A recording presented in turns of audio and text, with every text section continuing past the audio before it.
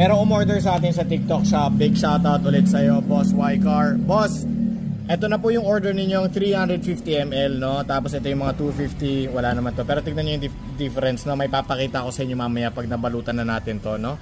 So, konti lang yung diferensya. Kasi pag nabalutan na to, boss, magiging matangkad yan. Ganyan yan, boss. Mga ganyan. Napakita ko lang sa iyo yung diferensya nito. Kasi ganyan. Wala na akong 350 ml. Ganyan na mangyayari dyan, boss. Yan yung 250 ml, no? Ito, 350 din ang laman nito, boss. Katulad ng sayo. Pero, anong lugar ba to? Ibang lugar to, boss, eh. Pero, wala pa yung JNT Rider. Mabilisan. Bubble wrap natin. Karton, tas bubble wrap.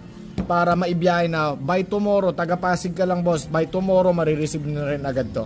Sige. Boss, ito na po yung unang balot. Ayan, Pasig. Ito po yung sayo. Bubble wrap. Lalagyan na natin siya ng karton ngayon.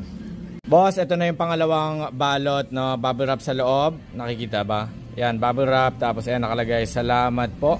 Papatungan na natin ulit ng bubble wrap.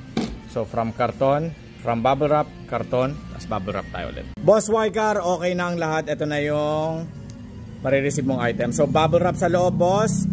Karton, tapos bubble wrap. Kinapalan din natin sa taas para kahit maipit dito sa banda at saka sa may puwetan dito, hindi mababasag yan. Gawa nga ng pasapasahan lang sila sa warehouse ng JNT. Tapos yung sa biyahe, sa tracking pag naipit, nabasagan na kami dati, boss, no? So may experience, we have learned from it. Boss, may papakita ko sa'yo. Ito yung 250 ml na pinapakita ko sa'yo kanina. Yung bote mo mga ganyan. Kasi 350 ml yun eh. Tignan mo to, boss, ha? Kabom. Diba? Boss, ikaw yan. Nakikita ba? Ayan, no, boss, ikaw yan, no, Ycar. Ayaw kay tutok, baka makita ng ibang tao eh. Tutok natin. Ayan, boss, oh, ikaw yan, boss, oh, Ycar. Ayan, boss, so ayan, no. Hindi natin tinipid yan, boss. So marireceive mo to bukas. Antayin natin si wala pa eh. Buti nga napaspasan ko na lang eh. Mabilis ang gawa. Ayan yung fragile sticker mo.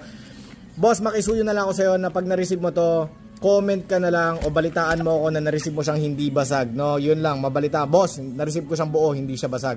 Yun lang, boss, masaya na ako. Tapos pag-receive mo to, matitikman mo na yung honey natin. Igurot kami, probinsya ko sa Cordillera Region, Mountain Province.